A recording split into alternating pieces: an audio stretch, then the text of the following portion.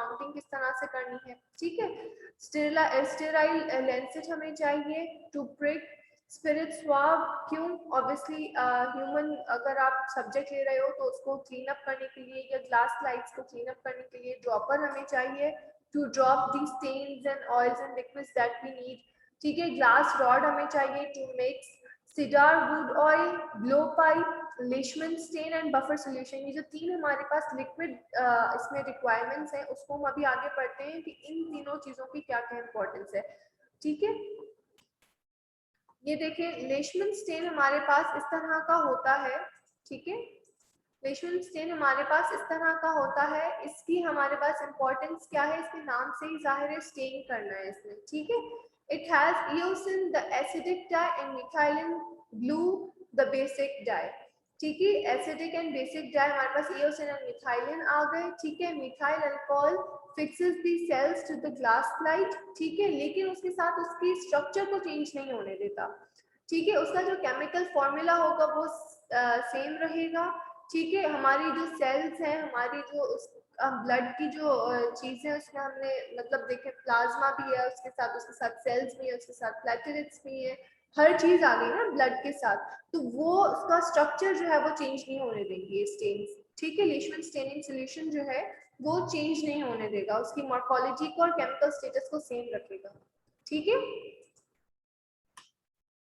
फिर हमारे पास buffer solution की हमारे पास कुछ इस तरह की पिक्चर आती है, फिर हमारे पास इसकी टाइप्स हैं, ठीक है। एक सोल्यूशन ए है और सोल्यूशन बी है, इन दोनों को मिलाने के बाद हमारे पास क्या बनता है 100 ml सोल्यूशन बनता है। सोल्यूशन ए जो है वो 50.8 मिलीलीटर हम लेते हैं और सोल्यूशन बी जो है वो 49.2, तो दैट मेक्स अप 100 ml, ठीक है। इसकी पीएच जो है वो 6.6 टू 6.8 होती है, ठीक है।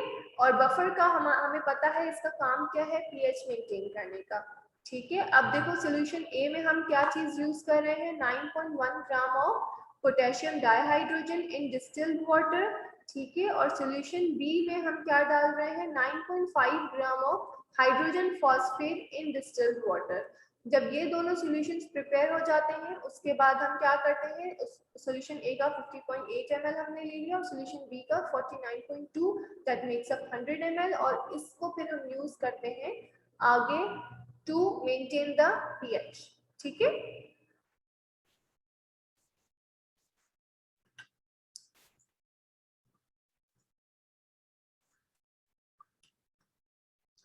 फिर हमारे पास ये है सीडार वुड ऑयल, ठीक है। सीडार वुड ऑयल हमारे पास है, ये हमें क्या करता है, मैग्निफिकेशन जो है वो इंक्रीज करके देता है। होता क्या है कि जब आपकी जो लाइट है वो ट्रैवल करती है, जब मीडियम चेंज होता है, ये हमारे पास एयर है, उसके बाद वाटर मीडियम आ गया, उसके बाद अब इस तरह से जब हमारे मीडियम्स चेंज होते हैं तो वो कन्वर्जेंट डाइवर्ज हो जाती है, वी ऑल नो दिस, ठीक है ना। तो जब वो कन्वर्जन डाइवर्ज हो जाती है तो उसकी जो हमारी इमेज अगर हमने मीडियम के दूसरी साइड पे रखी हुई होती है तो वो हमें क्लियर नहीं नजर आती है, बिकॉज शार्पनेस जो है वो रिमूव हो जाती है, ठीक है। ब्लर हो जाती है एक तो इमेज, और प्लस उसका साइज भी अगर आपने कभी देखा हो तो उसका साइज भी जो होता है ना वो आगे पीछे हो जाता है, ठीक है। सीडार वुड ऑयल जो है वो डालने का, उसको ग्लास स्टेन को ग्लास स्लाइड को लगाने का मकसद क्या है कि जो रिफ्रैक्शन हो रही है, जो रिफ्रैक्शन हो रही है उसकी वजह से कमिंग इमेज जो है वो इफेक्ट ना हो और बल्कि और ज्यादा शार्प और मैग्नीफाइड होके हमें मिले, ठीक है। When light passes from a denser medium to a rarer medium, glass से देखो अब ग्लास स्लाइड है ना, देन एयर में हमें जाहिर दिख रहा जब है तो द रेज आर बेंड, यानी रिफ्रैक्शन हो रही है तो विजन जो हो जाती है वो ब्लर हो जाती है, ठीक है। अब इस ऑयल के यूज करने से क्या होगा, रेज कन्वर्ज हो जाएंगी ऐसे पॉइंट पे जहां पे इमेज जो है वो शार्प नजर आएगी और बेटर नजर आएगी, ठीक है। The refraction of this cider wood oil is same that of glass light. जब हम माइक्रोस्कोप से उसको देख रहे हैं तो क्या होता है कि उसकी मॉर्फोलॉजी और उसकी जो इमेज हमें देखनी है वो चेंज भी हो सकती है देखने में, ठीक है ना। वो अगर इमेज बेटर नहीं नजर आएगी तो यू कैन मिस्टेक हो सकती है एक सेल को हम दूसरे सेल से मिस्टेकनली काउंट कर सकते हैं, ठीक है ना। और हम बहुत सारी चीजें और मिस आउट कर सकते हैं, जो हमें इमेज रिक्वायर्ड है वो हमारे लिए ब्लर हो जाएगी, तो क्या होगा, ऑब्वियसली रिक्वायर्ड रिजल्ट हमें नहीं मिलेगा, ठीक है। तो सीडार वुड ऑयल आपके लिए क्या कर रहा है, इट इंक्रीजेस दी मैग्निफिकेशन, ठीक है। अब हमारे पास इस पूरे प्रैक्टिकल का लेने का, कंडक्ट करवाने का मकसद क्या है। DLC, that is a percentage of different types of blood cells, give even more complete clinical findings। जैसे मैंने आपको स्टार्ट में बताया कि क्लिनिकल फाइंडिंग्स हमें जब मिलेंगी, क्लिनिकल फाइंडिंग्स बल्कि हम इससे जज करते हैं, सॉरी, WBC के टाइप्स की परसेंटेज से हम देखते हैं कि अंदर क्या चल सकता है, कौन सा इन्फेक्शन हो सकता है, ठीक है ना। TLC मिल जाएगा, रेज्ड है या कम है। इसका TLC का जो नॉर्मल वैल्यू काउंट है वो क्या है, 4 to 11 into 10 raised to power -11, ठीक है ना। तो हमें जो है वो उसका आइडिया हो जाता है कि कोई इन्फेक्शन है, कोई गड़बड़ चल रही है, वरना नॉर्मल के रेंज में वो आ जाता, या तो 11 से भी ज्यादा चला गया या 4 से भी कम है, ठीक है ना।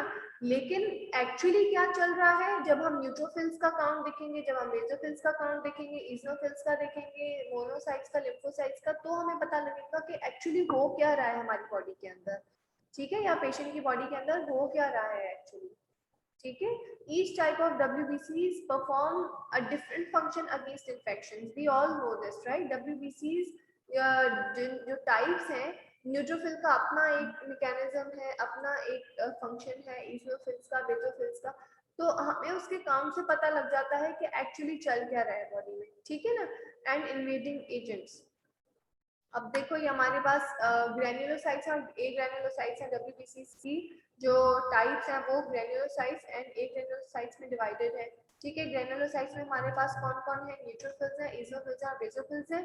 फिर हमारे पास ए ग्रेन्युलोसाइट्स हैं, मोनोसाइट्स और लिम्फोसाइट्स आ गए, ठीक है। अब देखो न्यूट्रोफिल्स में क्या हो रहा है, न्यूट्रोफिल्स जो है वो एसिडिक मीडियम भी ले लेते हैं और बेसिक स्टेन भी ले लेते हैं, ठीक है।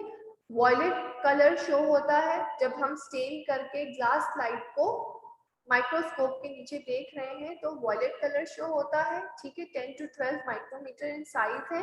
न्यूक्लियाई जो है वो बहुत ज्यादा है, पॉलीमॉर्फ है, ठीक है।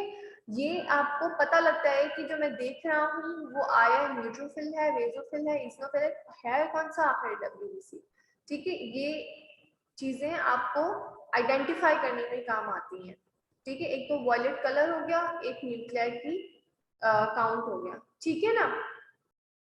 और टू हैव मैनी लोब्स, ठीक है, possess fine granules, it comes under the granulocytes, ठीक है। इसमें इज़ोफिल में, बेसोफिल में आपको ग्रेन्युलोसाइट्स मिलेंगे, ठीक है ना। नेचुरली अकरिंग फेगोसाइट्स, और इसका काउंट देखो 40 to 70% of total leucocyte count है, ठीक है। 40 to 70 आपके न्यूट्रोफिल्स होते हैं, most of your TLC is neutrophils, ठीक है। इजनोफिल्स में फिर देखो एसिडिक स्टेन से डाई होते हैं, ठीक है। 2 लोब्स हैं न्यूक्लियस के, ये हमारे पास एक पॉइंट है आइडेंटिफिकेशन का, ठीक है। ग्रेन्यूल्स जो है वो न्यूट्रोफिल्स से थोड़े ज्यादा थिक है, 12 to 13 माइक्रोमीटर है, ठीक है। जिस तरह से न्यूट्रोफिल्स में हमने पढ़ा था। इसका काम क्या है, इसका फंक्शन क्या है, फेगोसाइट्स वो अपना पैरासाइट्स जो है वो किल करने के लिए है, और डिटॉक्सिफाई एलर्जिक कॉम्प्लेक्सेस, ठीक है। इसका टोटल ल्यूकोसाइट काउंट क्या है फिर, 1 to 6%, बहुत कम है। न्यूट्रोफिल्स का कितना था, 40 to 70 था, ठीक है। फिर हमारे पास बेसोफिल्स हैं, दे आर स्टेन ब्लू, ठीक है, 13 to 14 माइक्रोमीटर है इन डायमीटर, ठीक है। 0 to 1% TLC है, यानी टोटल ल्यूकोसाइट काउंट में आपको 0 to 1% बेसोफिल्स मिलेंगे। इज़नोफिल्स हमें 1 to 6% मिलेंगे, न्यूट्रोफिल्स हमें 40 to 70% मिलेंगे। फिर इसके न्यूक्लियस की हमें शेप बताई गई है फॉर आइडेंटिफिकेशन, किडनी शेप हो सकते हैं, बाइलोब और किडनी शेप, ठीक है। इसके ग्रैन्यूल्स जो है वो थोड़े और ज्यादा बिगर होते हैं, ठीक है।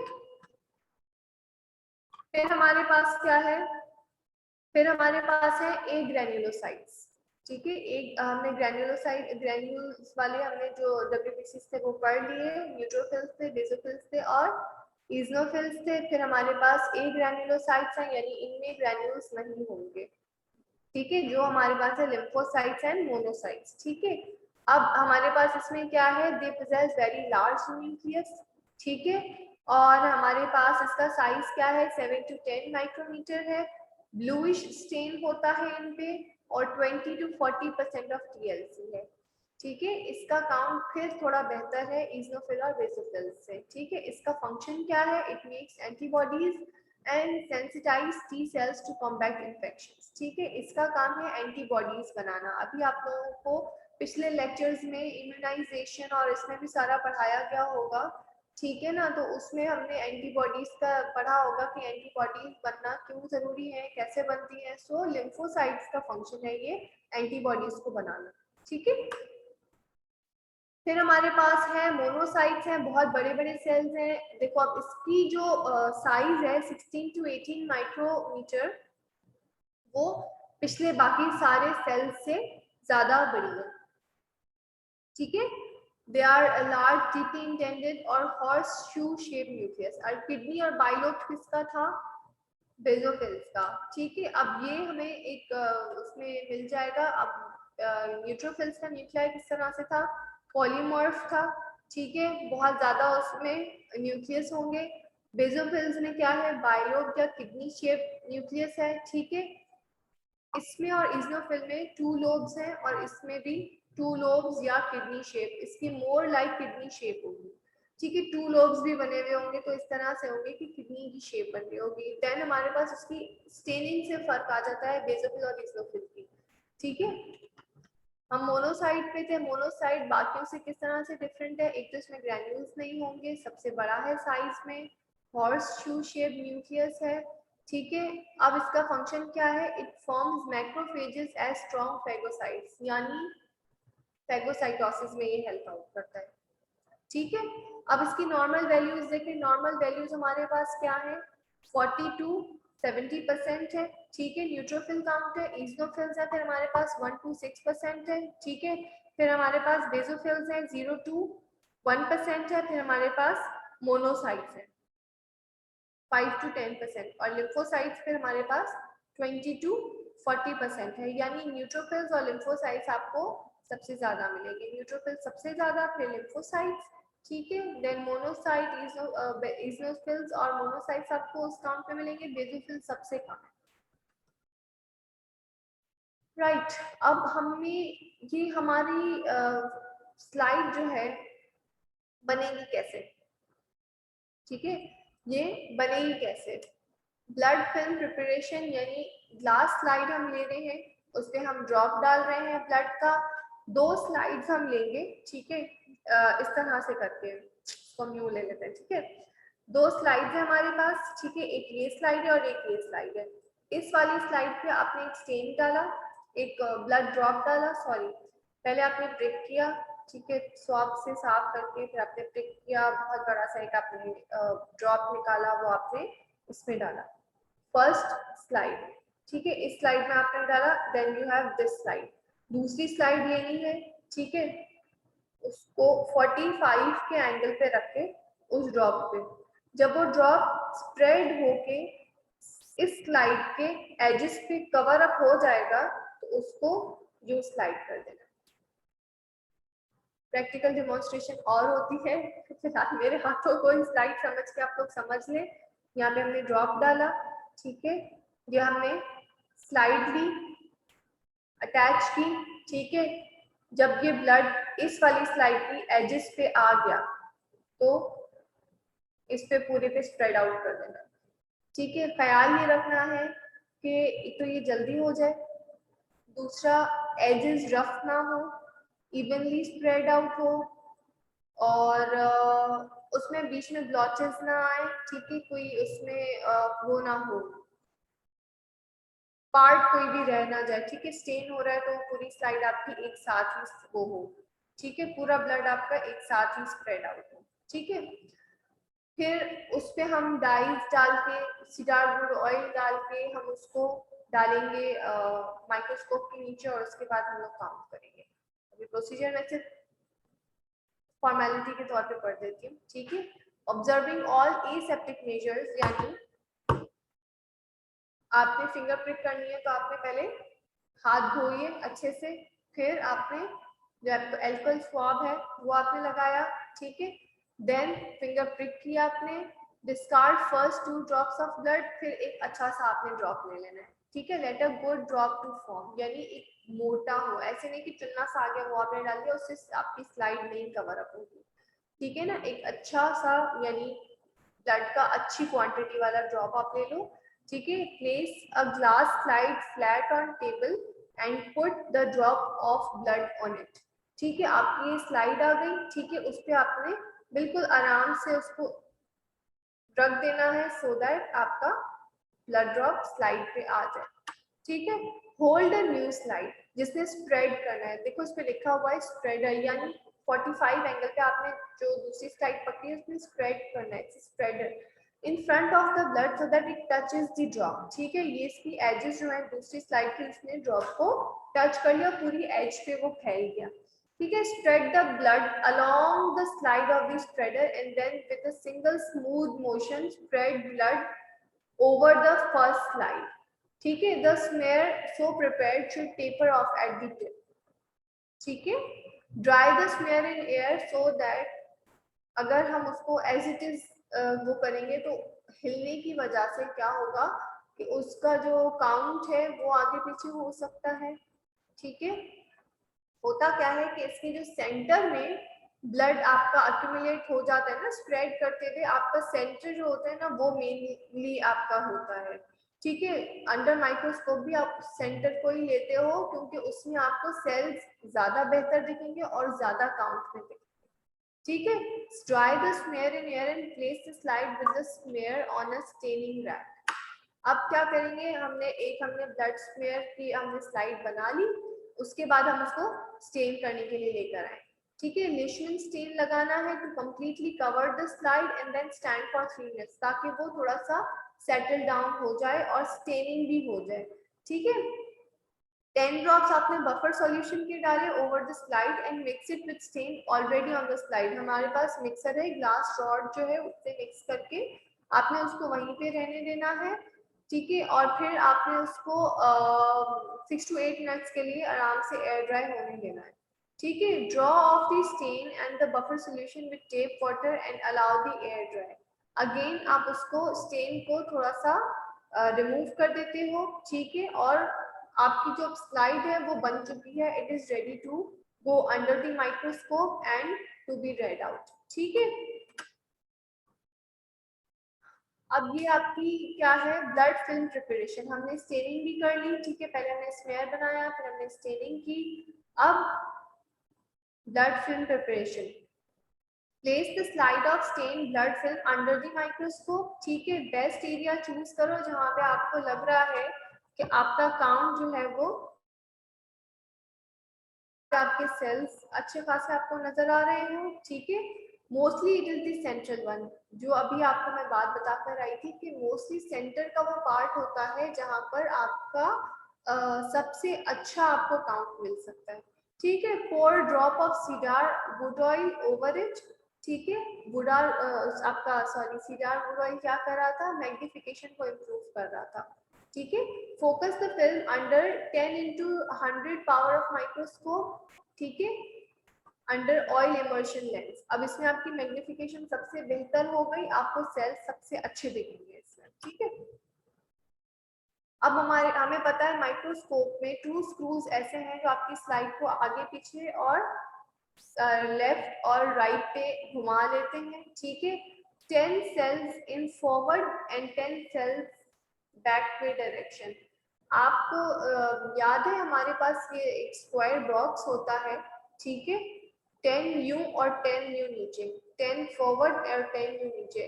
अब इसके हिसाब से अगर हम उस बॉक्स के हिसाब से देखेंगे तो हम 100 बॉक्सेस का काउंट एक्चुअली देख रहे हैं, ठीक है।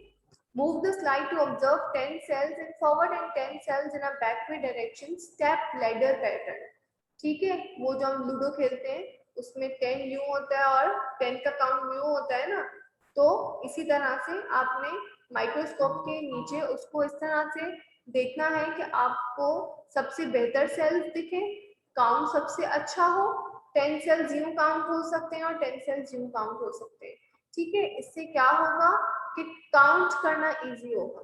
ठीक है, the different types of WBCs are identified on the basis of their stains, lobes and shapes of nuclei. अभी हम पीछे पढ़कर आए थे कि कौन सा WBC का टाइप कौन सा स्टेन ले रहा था, कौन से WBCs के न्यूक्लियाई किस शेप के थे और कितने थे काउंट में। ठीक है, साइटोप्लाज्मिक ग्रैन्यूल्स, ठीक है, and size of the cell. ये चार चीजें हमने पीछे पढ़ी थी हर सेल के टाइप में, इफ यू रिमेम्बर। ठीक है ना, न्यूट्रोफिल्स थे वो दोनों डाई ले रहा था, पॉलीमॉर्फ था न्यूक्लियाई में। ठीक है, साइज ऑफ द सेल उसकी कितनी थी, 12 to 13 माइक्रोमीटर। ठीक है, और ग्रैन्युलर था वो। ठीक है, फिर हमारे पास सबसे बड़ा कौन था, हमारे पास सबसे बड़ा मोनोसाइट था, ए ग्रैन्युलर है, 16 to 18 माइक्रोमीटर इन साइज और हॉर्स शू शेप न्यूक्लियाई है। ठीक है, हमारे पास लिम्फोसाइट है तो उसका क्या आइडेंटिफिकेशन पॉइंट है, ब्लूइश स्टेन ले रहा है, न्यूक्लियस उसका बहुत बड़ा है। ठीक है, साइज में खुद छोटा है, 7 to 10 माइक्रोमीटर। ठीक है, और ग्रैन्यूल्स नहीं होंगे इसमें। ठीक है, फिर इजनोफिल्स हैं तो एसिडिक स्टेन ले रहे हैं, न्यूक्लियाई के 2 लोब्स हैं। बेसोफिल्स में फिर किडनी शेप न्यूक्लियस है, बाइलोब या किडनी शेप न्यूक्लियस है। ठीक है, इस इन दोनों की साइज में ऐसे कोई फर्क नहीं है, लेकिन स्टेनिंग में आपको इजीली पता लग जाएगा सिंस दोनों ही ग्रैन्युलर हैं। ठीक है, इसी तरह से हमने पांचों को देख लिया था कि किसका कितना जो है वो काउंट आ रहा है, किसका कितना न्यूक्लियस का साइज है, किसका सेल का साइज बड़ा है, किसका सेल का साइज छोटा है। प्लस हमने उसके न्यूक्लियस को देखा, हमने ग्रैन्युलर ए ग्रैन्युलर की बेसिस पे उनको डिवाइड कर लिया, स्टेनिंग की बेसिस पे हमने उनको डिवाइड कर लिया। ठीक है, अब दोनों, अब जो आपके सारे टाइप्स हैं उनको आपने 100 के बॉक्सेस में काउंट कर लेना है और उसकी परसेंटेज ले लेनी है। ठीक है, एक फिल्म से आप सारी बॉडी को ले सकते हो, सारी बॉडी के सेल्स को आप काउंट कर सकते हो। कैसे, एक पोर्शन ही बहुत है, उसको फिर आप मल्टीप्लाई कर देते हो। ठीक है ना, वो परसेंटेज आपको पता लग जाती है उस एक स्लाइड के उस इतने पोर्शन में जहाँ पे आपको 10 सेल्स यू लेने, 10 सेल्स यू लेने, उस 100 के बॉक्स में आपने सेल्स काउंट किए, उससे आप उसकी परसेंटेज निकाल लो कि न्यूट्रोफिल्स मैंने इतना परसेंट देखा, इजनोफिल मैंने इतना परसेंट देखा, मोनोसाइट मैंने इतना परसेंट देखा। ठीक है, इसमें कुछ प्रिकॉशंस हैं जिसकी वजह से एरर आ सकता है। ठीक है, एरर किस किस वजह से आ सकता है, अब जब आपकी स्लाइड्स फॉर्म कर रहे हो या तो बस लास्ट स्लाइड क्लीन ना हो, ठीक है, या आपका जो ब्लड ड्रॉप आ रहा है उसमें कोई और आपके जो नॉर्मल फ्लोरा के बैक्टीरिया है वो आ सकते हैं, इसलिए इसको पहले तो स्वाब से क्लियर किया जाता है। फिर जो प्रिक करने के बाद 2 ड्रॉप्स हमने जाया किए थे, थर्ड ड्रॉप हम लेंगे। ठीक है, ये 2-3 चीजें हमारी काउंट होती हैं। हमारी ग्लास स्लाइड स्मूथ और क्लीन होनी चाहिए, प्लस जो दूसरी स्लाइड हम ले रहे हैं उसकी एजेस स्मूथ होने चाहिए, सो दैट जब उसको हम स्प्रेड करवा रहे हैं तो इवनली स्प्रेड हो। ठीक है ना, उसकी स्प्रेड करने में कोई इशू ना आए या ब्लॉचेस ना बने या कोई पार्ट रह ना जाए। ठीक है ना, prepare uniform smooth and thin blood film. ठीक है, स्लाइड्स शुड बी क्लीन। ठीक है, स्लाइड्स सेकंड स्लाइड जो दूसरी ऊपर से आ रही थी उसके एजेस स्मूथ होने चाहिए। ठीक है, over staining and stain blotches should be avoided by uniform pouring of stain, diluting and gently rinsing. यानी ऐसा ना हो कि कहीं पे स्टेन आ रहा है कहीं पे स्टेन नहीं आ रहा है। ठीक है, washing and rinsing to remove extra stain, जो हमने पहले पढ़ा था कि हम आखिर में सारा कुछ करने के बाद उस फिल्म को अगेन वॉश करने के बाद एयर ड्राई करके फिर हम माइक्रोस्कोप के नीचे डाल रहे हैं ताकि एक्स्ट्रा स्टेनिंग वगैरह निकल जाए। उससे क्या फायदा होगा, आप कंफ्यूज नहीं होंगे। ठीक है ना, स्टेन अगर ऊपर पड़ा हुआ होगा तो आप कंफ्यूज हो सकते हो कलर्स में, न्यूक्लियाई में, साइज में। ठीक है, ऑल्सो उससे आपका जो रिफ्रैक्टिव वो है ना, आपका एरर आ सकता है। इफ यू रिमेम्बर, हम एयर से अगेन लिक्विड मीडियम में जाएंगे, फिर ऑयल वाली, तो उससे आपकी रिफ्लेक्शन जो है वो आपकी चेंज हो सकती है और आपकी इमेज जो है वो शार्प नहीं बनेगी, तो उसमें भी एरर आ सकता है। ठीक है, the objective lens shouldn't be forcefully lowered, ताकि आपकी स्लाइड के ऊपर ना लगे। जिस लेंस से हम देख रहे हैं उसको उतना ही ऊपर होना चाहिए ताकि स्लाइड हमें इक्वली दिख सके। इतनी उसमें ना स्लाइड पे आपका लेंस आ जाए कि वो गिर जाए, या इवन लेंस अगर टच भी करता है तो आपकी मॉर्फोलॉजी या आपकी जो स्टेनिंग है वो सारी खराब हो सकती है। ठीक है, identification should be as per peculiar characteristics of all cells types. ठीक है, क्लिनिकल इंपॉर्टेंस इन सब चीजों की क्या है? अभी हम लोगों ने बिल्कुल स्टार्ट में ये चीज पढ़ी थी कि न्यूट्रोफिल्स अगर ज्यादा हो गए, कम हो गए काउंट में, तो क्या फर्क पड़ता है।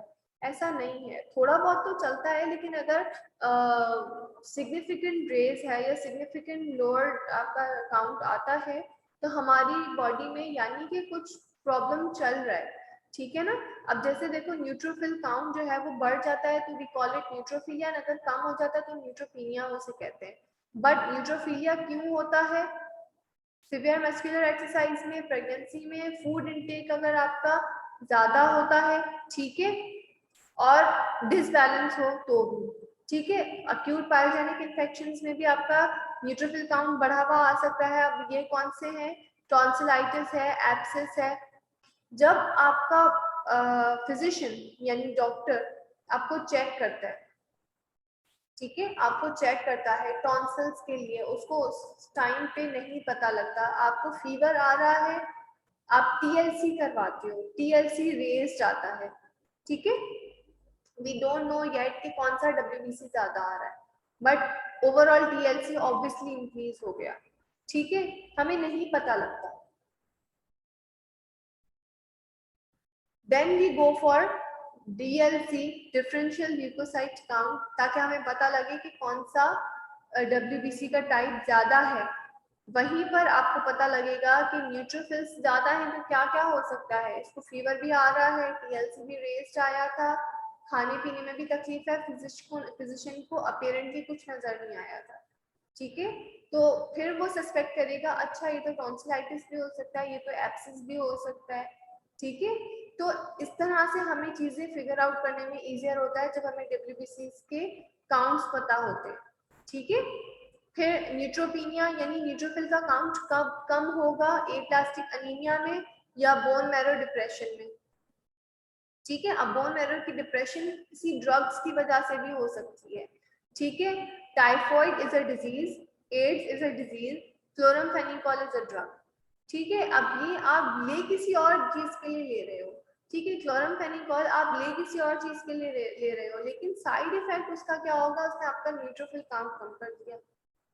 ठीक है, तो इस तरह से हमें पता लग गया कि इशू कहाँ पर आ रहा है। ये ड्रग्स हिस्ट्री में भी आ गया कि ये बंदा क्लोरामफेनिकोल ले रहा है, तो we suspect, we expect neutrophil count to be lower down. ठीक है, अब इजनोफिल्स है, अब इसी तरह से अगर काउंट इंक्रीज्ड है तो इजनोफिलिया, और अगर काउंट कम है तो इजनोपीनिया।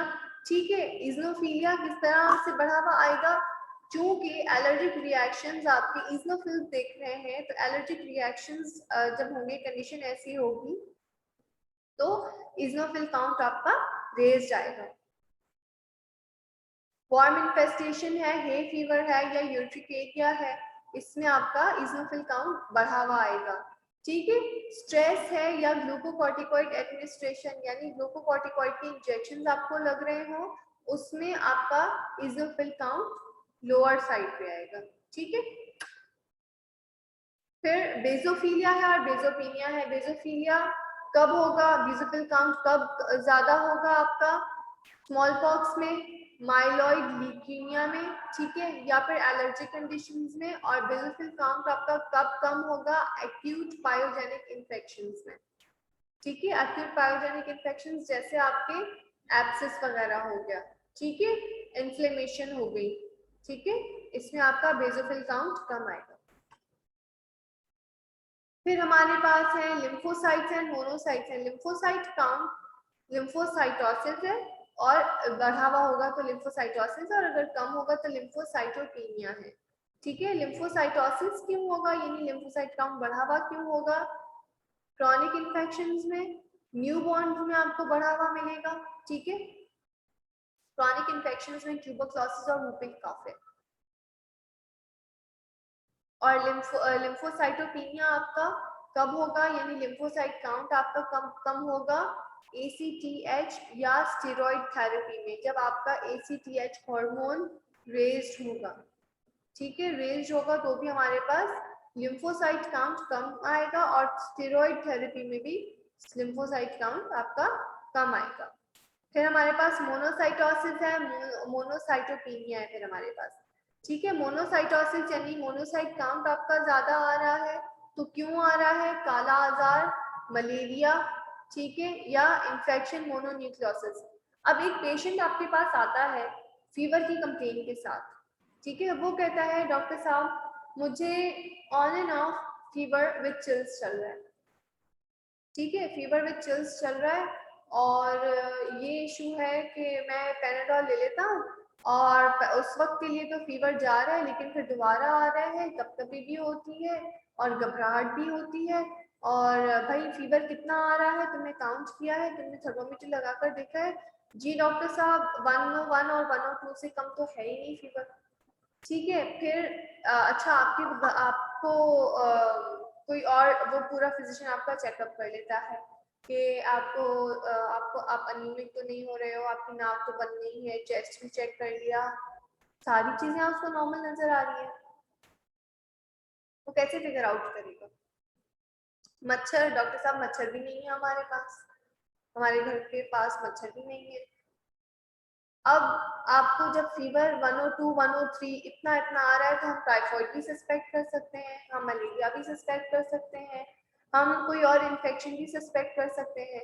ठीक है, अब इन सब बातों के लिए हम क्या करवाएंगे? हम CBC करवा लेंगे, कंप्लीट ब्लड पिक्चर हमने करवा ली, कंप्लीट ब्लड पिक्चर में TLC रेज आ गया। अब TLC रेज आया है, दैट मीन्स आपको तो ल्यूकोसाइट काउंट को आपने अलग अलग देखना चाहिए, एक्चुअली है क्या मसला। अब तो इतनी तरक्की हो गई है कि मलेरियल पैरासाइट आपके ब्लड में वैसे भी हम देख सकते हैं, लेकिन अगर हम TLC अपना DLC करवा लेंगे, डिफरेंशियल ल्यूकोसाइट काउंट अगर हम करवा लेंगे, तो हमें ये भी पता लग जाएगा मुबालका ऐसा ना हो कि मलेरिया के चक्कर में हम सिर्फ MP करवाएं तो नॉट सीन आ जाए और बुखार वैसे का वैसे ही चल रहा है, ये भी तो हो सकता है ना। तो हमने DLC करवा लिया, और क्या रेज्ड आया हमारे पास? हम सोच रहे थे कि शायद मोनोसाइट्स रेज्ड आएंगे मलेरिया के लिए, लेकिन भाई ये तो हमारे पास बेजोफिल्स रेज्ड आ गए, या हमारे पास इजनोफिल रेज्ड आ गए। ठीक है, डेंगू में भी आपका जो है वो TLC जो है वो आपका डेंगू में कम आता है, टाइफाइड में कम आता है, मलेरिया में आपका ज्यादा आ गया, किसी इन्फेक्शन अंडरलाइन इन्फेक्शन की वजह से आपका TLC रेज्ड आ गया। ठीक है, तो हमने देखा मोनोसाइट ज्यादा आ गए। ठीक है ना, मोनोसाइट ज्यादा आए तो हमने देख लिया कि भाई उसके रीजंस क्या क्या हो सकते हैं। इन्फेक्शन मोनोन्यूक्लियोसिस हो गया, काला आजार हो गया। काला आजार आपके हेपेटाइट आपके लिवर से रिलेटेड है, अगर लिवर में कोई इश्यू आएगा तो ऑटोमेटिकली आपकी स्किन आपकी आईज ऑटोमेटिकली येलोइश कलर देगी, तो उससे जब आपका फिजिकल अपीयरेंस आपका फिजिशियन देख रहा है कि येलोइश कुछ भी नहीं है, तो वो काला आजार को ऑटोमेटिकली एलिमिनेट कर देगा उसकी डायग्नोसिस में, डिफरेंशियल डायग्नोसिस में से। ठीक है, बाकी बच गया हमारे पास मलेरिया। ठीक है, तो वो फिर उसके हिसाब से आपको ट्रीट करेगा। मीनवाइल वो फीवर के लिए तो आपको ट्रीट कर रहा है, लेकिन ये सारी चीजें भी मैटर करती हैं। DLC का सबसे मेन रीजन ये होता है कि अंडरलाइन इन्फेक्शंस और अंडरलाइन आपकी जो भी सिचुएशन कंडीशन आपकी बॉडी की चल रही होती है वो इजीली डिटेक्ट हो जाती है। ठीक है, क्योंकि हमें ये पता होता है कि मोनोसाइट्स अगर ज्यादा हो गए तो क्या मसला होगा, मोनोसाइट्स कम हो गए तो क्या मसला होगा। ठीक है, मोनोसाइट्स कम क्यों हो रहे हैं? मोनोसाइट्स कम क्यों हो रहे हैं? अक्यूट इन्फेक्शन की वजह से या फिर लीड पॉइजनिंग की वजह से। ठीक है,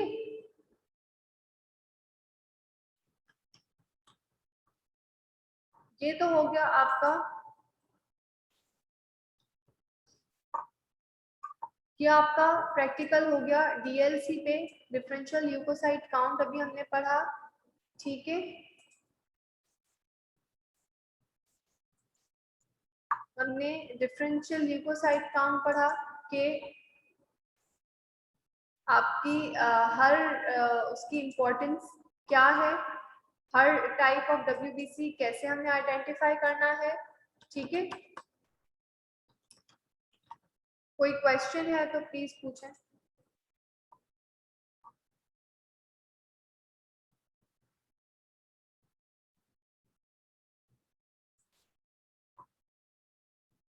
The different site timing is an important.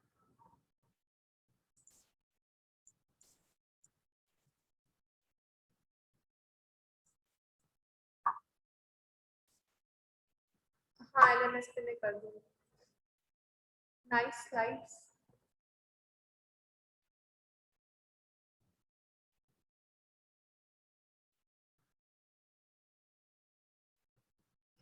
हाँ, I don't know what's your name.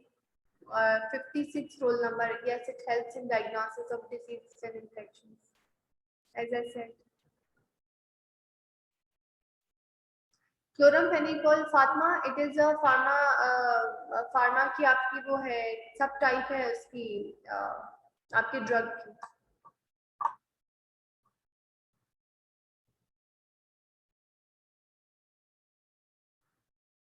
Difficult process ऐसे है कि जब आप देखो आपका पूरी बॉडी में ब्लड कितना है, अब उसमें आप देखो कि यार ये इतने सारे ब्लड में हमें कैसे पता लगेगा। हम क्या करते हैं कि एक पोर्शन ले लेते हैं फिर उसको मल्टीप्लाई कर देते हैं। इसी तरह से एक ड्रॉप हमने ब्लड का लिया, एक स्लाइड बनाई, उस पर स्प्रेड कर दिया, फिर हमने उसको अंडर माइक्रोस्कोप देखा। ठीक है, 10 सेल्स हमने यूं काउंट किए, 10 सेल्स हमने यूं काउंट किए, उस पिक्चर को आपने उससे माइक्रोस्कोप से फोकस रखना। उसमें आपको इजीली पता लग जाएगा कि उस 100 में से कितने आपको न्यूट्रोफिल्स मिले, कितने आपको इथनोफिल्स मिले, कितने बेसोफिल्स मिले। आपको पूरी पिक्चर सामने आ जाती है। पूरे बॉडी के तो सेल्स काउंट हो ही नहीं सकते ना ब्लड के।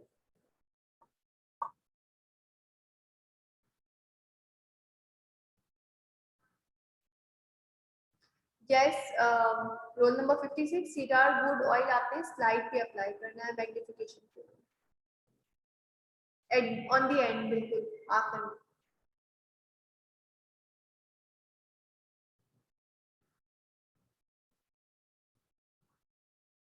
इससे पहले भी मैं स्लाइड्स देती रही हूँ, मेरे एलएमएस का कुछ इशू है तो वो मैंने आपको इंडिविजुअली आई थिंक मैंने स्लाइड्स जो है वो दे दी थी। अब आप ये देखो, एक आ रही है स्क्रीन नजर? Biomedical tools quantify the number of each type of WBC. DLC is usually. I am so sorry, इसकी वो कम आ रही है, वॉइस इसकी कम है।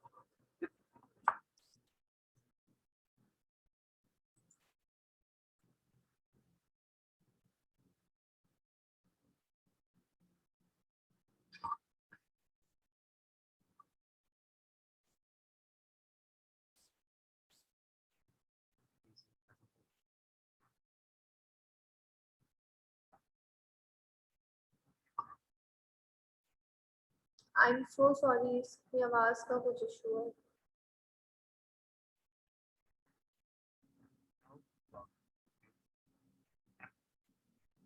This is the maximum volume, I am so sorry. By the medical term, blood sample, along with a additionally, blood cell count first to vary.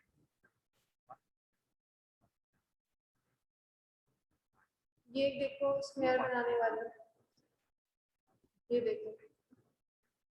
ठीक है, 2 slide हमने ली है। नीचे वाली स्लाइड पे हमने ड्रॉप डाला है और ऊपर वाली स्लाइड हमने 45 के एंगल पे रखी है। ये हमारा लिशमन स्टेन है। स्टेनिंग हो गई। बफर सॉल्यूशन भी डाल दिया, एक्सेस स्टेन भी निकाल दिया, ठीक है।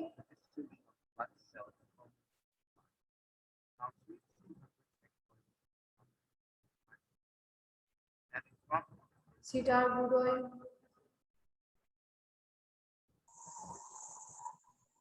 ठीक है, उसको स्लाइड ब्रेक नहीं करनी है।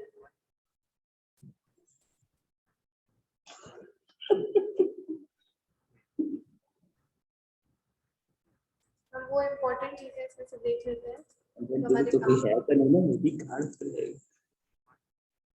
ये फिर एक उन्होंने काउंट रखा हुआ है कि किसमें कितना लिखा है, ठीक है। एक विजुअल लिखा, इजोफिल लिखा, मोनोसाइड लिखा, लिम्फोसाइड लिखा, वो उसमें काउंट ऐड करते जाते हैं।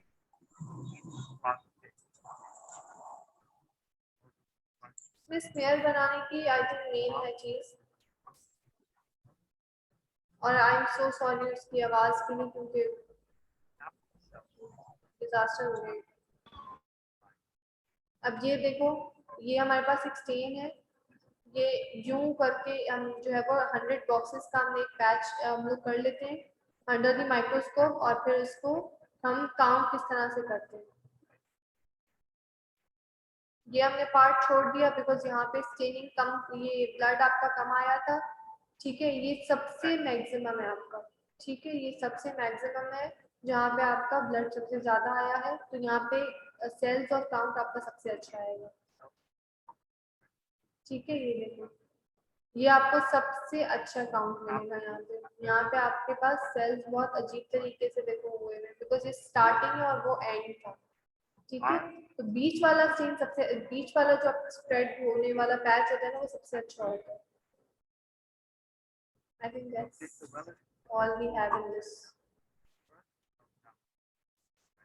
ये एक आप लोग ये सोचते होंगे कि मैंने YouTube का ये मतलब मिसएप क्यों किया है, इट्स बिकॉज मेरे बताने से उतना आपको शायद समझ में नहीं आएगा जितना आपको देखकर आया है। प्रैक्टिकल्स जो है वो देखकर ही ज़ाहिर समझ में आते हैं।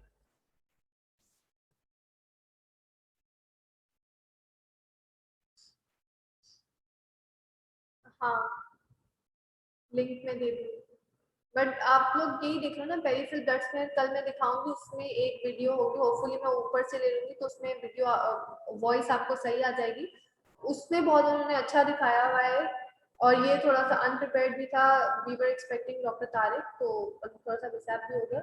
अब उसमें ये है कि आपको बहुत अच्छे तरीके से दिखाते हैं कि एक आपकी स्लाइड यूं हुई है, दूसरी यूं है 45 के एंगल पे, और उसको सबसे मेन आपकी यही चीज़ है कि आपने उसका जो ब्लड स्मेयर है वो आपने किस तरह से बनाया है, ठीक है। आई थिंक टाइम भी अप हो गया है।